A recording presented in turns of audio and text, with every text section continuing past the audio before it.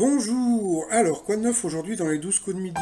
Eh bien, pour changer, j'ai voulu regarder les 12 coups de midi à midi, mais bon, comme l'émission commence à -5, des fois même à -7, j'ai raté un petit peu le début, donc j'imagine que le Breton était content d'être toujours maître de midi. D'après une vidéo postée par Jean-Luc Reichmann, eh bien, Paul s'est réveillé un petit peu en retard.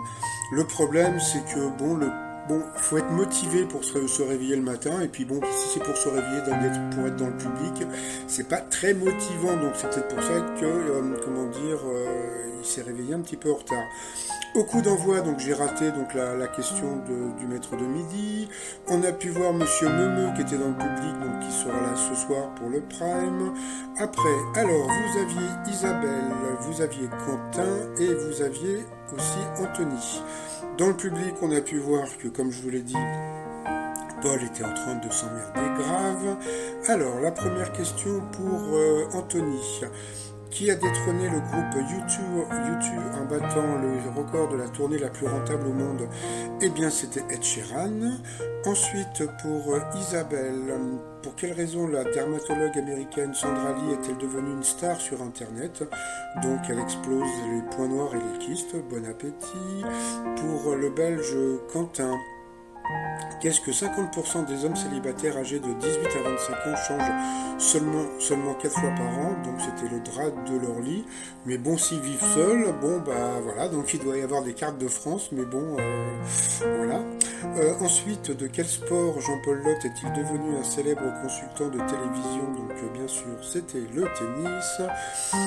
Que doit-on au Canadien James Plante qui a dû subir 200 points de suture d'un coup? Donc c'était le masque de hockey. Donc bien sûr cette question, eh bien Anthony est passé au rouge. Qui dit rouge dit duel. Il a eu les cojones, comme je dis, de prendre le maître de midi en duel. Qui a eu une question hyper simple, comme d'habitude, quand c'est le pour lui.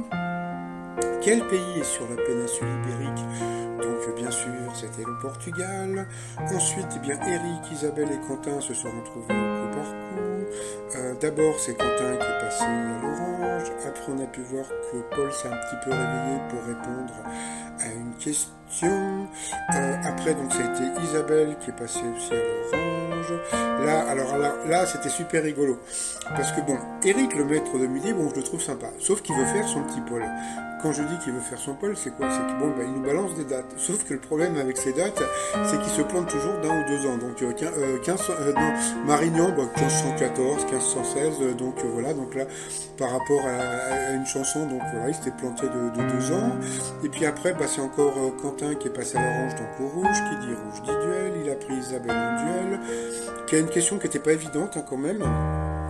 Quelle star nous chante Believe in Love dans son tube Believe, sorti en 1995. Donc franchement, là ça aurait pu être n'importe qui. Et elle a dit Elton John, et bien c'était Elton John, donc elle a eu du bol.